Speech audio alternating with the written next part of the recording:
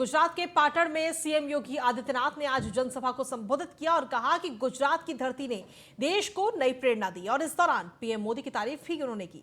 उन्होंने कहा कि डबल इंजन की सरकार ने डबल राशन दिया, गरीबों को फ्री में राशन मिला। पीएम मोदी की अगुवाई में कोरोना पर काबू भी पाया गया। फ्री टेस्ट, वैक्सीन, इलाज की सुविधा मिली। अरावली की इन पहाड़ियों ने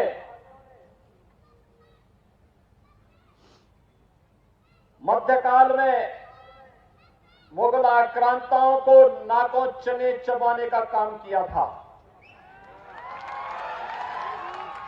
कभी भी अरावली ने दुश्मन के सामने झुकना नहीं सीखा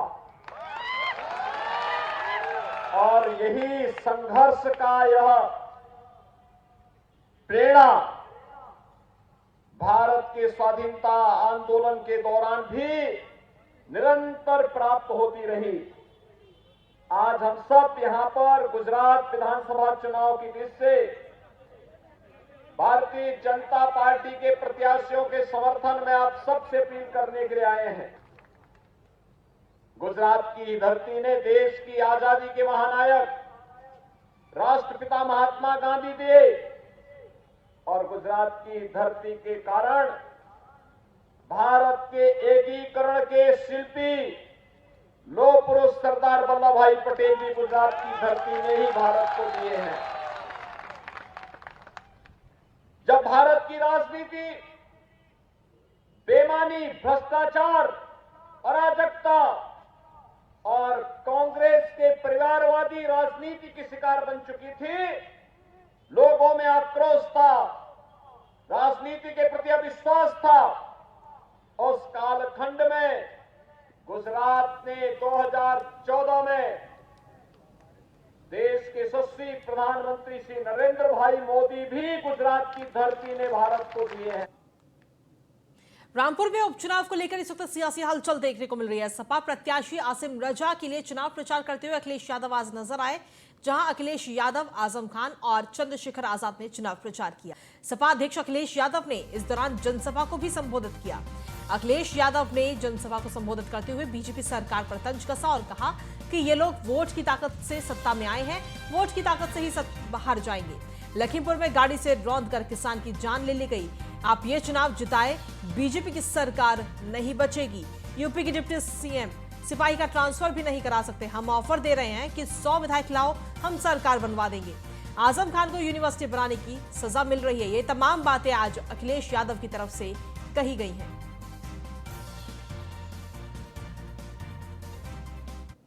तो डिप्टी सीएम घूम रहे हैं, आपने देखा होगा, जगह जगह आ रहे हैं, वो कहते हैं हम लोग माफिया हैं, हम लोग अपराधी कहते हैं। वो दोनों इस चक्कर में कि कब मुख्यमंत्री बन जाए।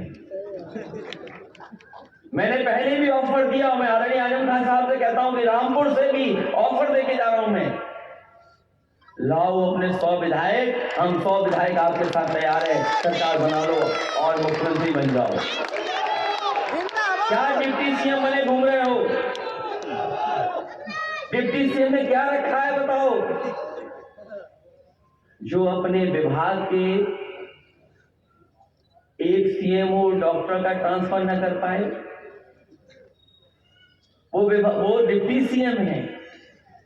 एक दूसरे डिप्टी सीएम है, उनका विभाग बदल दिया और जिस विभाग में वो मंत्री बने उस विभाग का बजट ही नहीं है। हम तो उन्हें ऑफर देने आए हैं,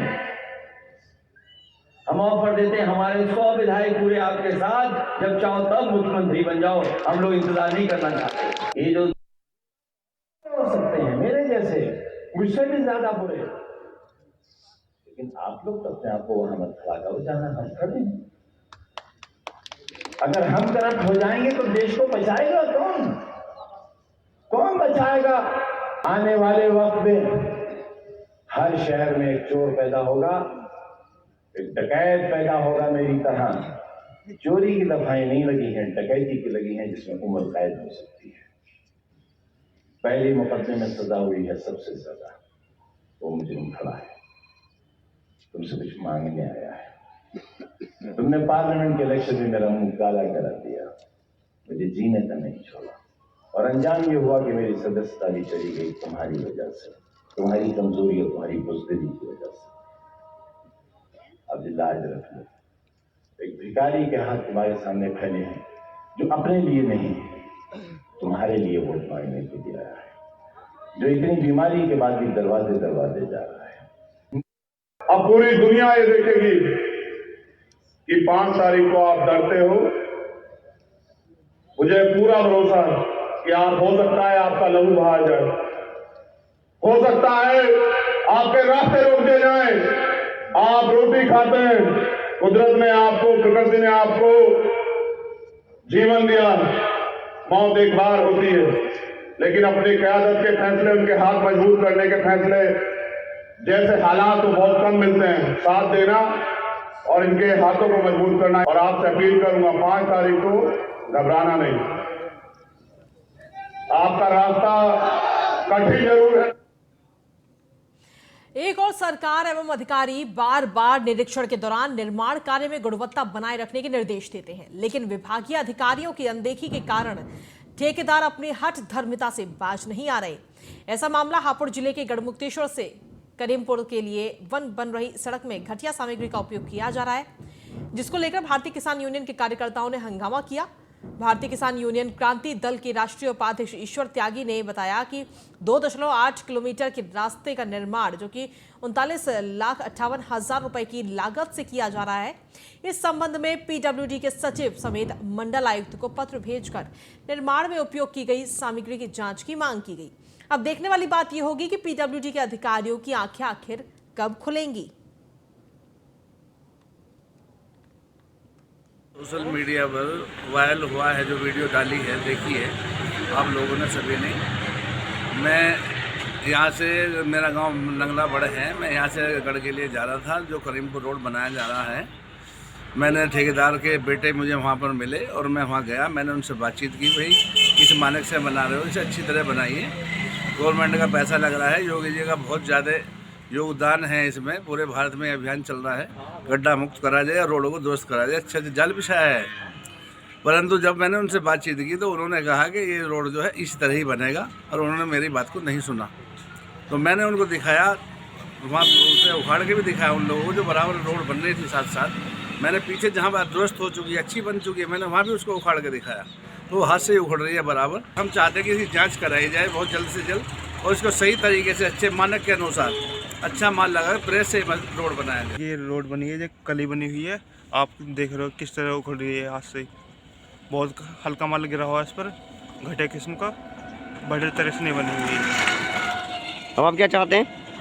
कि इस रोड को दोबारा बनाया जाए, बढ़िया करके, मतलब ठीक सा माल गिर के। बहादुरगढ़ में करीमनगर में पीसी का काम शुरू हुआ है, अभी विगत 2 दिनों से काम चल रहा है, और जो ताज़ा पीसी को जो उखाड़ रहे हैं, ताज़ा पीसी यदि 1 दिन बाद भी यदि उंगलियों से अभी उखाड़ा जाएगा तो उखड़ सकता है उंगलियों से।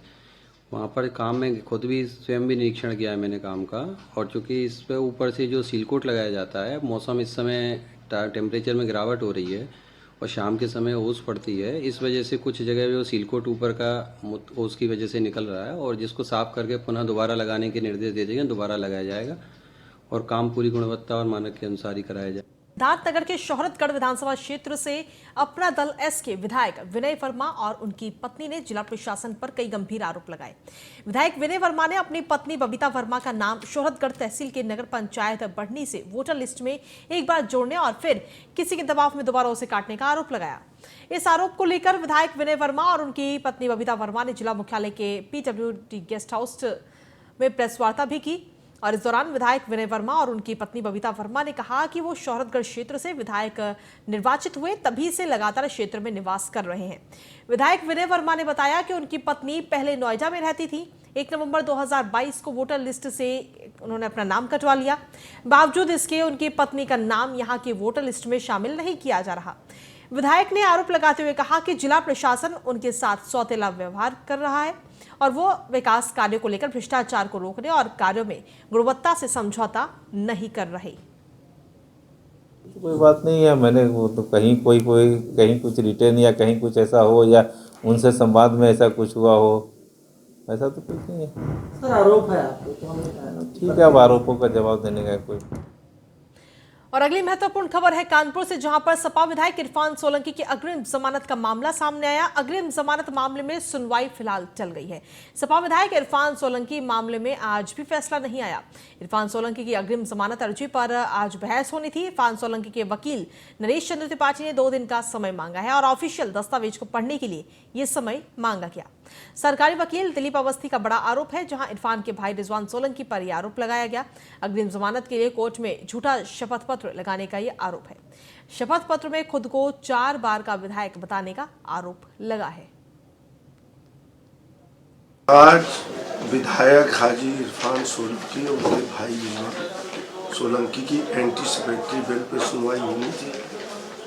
पुलिस द्वारा जो केस डायरी प्रस्तुत की गई उसको मैंने सरसरी तौर पे अवलोकन किया, जिससे कुछ ऐसे तथ्य हमें प्रकाश में मिले कि जिनसे हमें बहुत बड़ी कानूनी मदद मिल जाएगी। उनकी तैयारी के लिए, उनका जवाब देने के लिए मैंने माननीय न्यायालय से समय मांगा, जिसमें माननीय न्यायालय ने 5/12 तिथि नियत की है।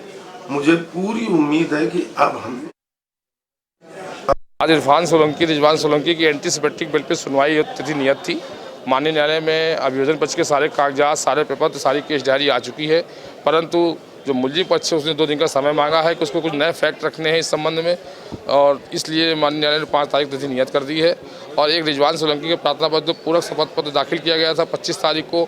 उस पर उन्होंने अपने आप को 4 बार का विधायक और मौजूदा समय विधायक बताया था। उस संबंध में 340 की प्रार्थना पत्र माननीय न्यायालय में दाखिल किया गया। उसकी सुनवाई 5 तारीख को होगी। कॉपी उनको रिसीव करा दी गई है, जो ऑब्जेक्शन देना चाहें वो दे सकते हैं। और अगली खबर है कुशीनगर से, जहां पर अंतर प्रांतीय बदमाशों और पुलिस के बीच मुठभेड़ हुई और इस मुठभेड़ के दौरान 4 बदमाश घायल हो गए। घायल बदमाशों पर 1 लाख रुपए का इनाम रखा गया था। 50,000 रुपए का इनामी इकराम के ऊपर कई मामले दर्ज हैं। घायल 3 बदमाशों पर कई प्रदेश में दर्जनों केस दर्ज हैं।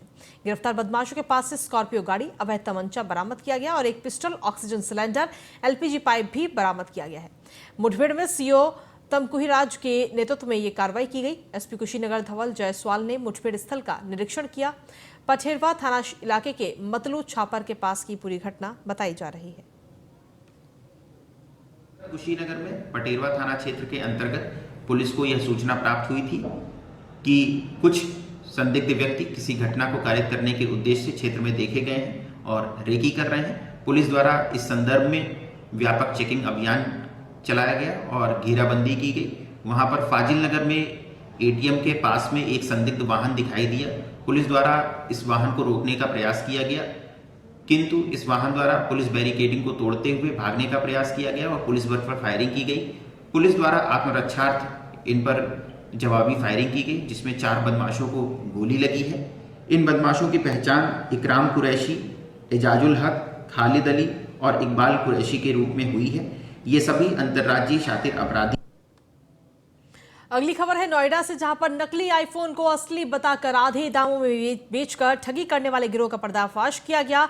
लोगों को फर्जी आधार कार्ड के माध्यम से फर्जी कंपनी रजिस्टर्ड कराकर ठगते थे और करोड़ों की ठगी अब तक ये लोग कर चुके हैं। लोगों को झांसे में लेकर नकली आईफोन ही बेच चुके हैं। ठग गिरोह के 3 आरोपियों को गिरफ्तार किया गया और कब्जे से 60 नकली आईफोन बरामद किए गए। एक डस्टर कार, 4.5 लाख रुपए, फर्जी आधार कार्ड भी बरामद किया गया। थाना सेक्टर 63 पुलिस ने यह खुलासा किया है।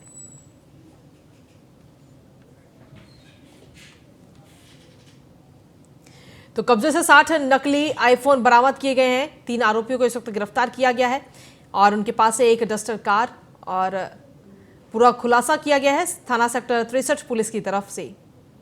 ये लगातार नोएडा के अंदर ठगी करते थे लोगों के पास में जाकर के और उन्हें नकली आईफोन आधे दाम में बेचते थे।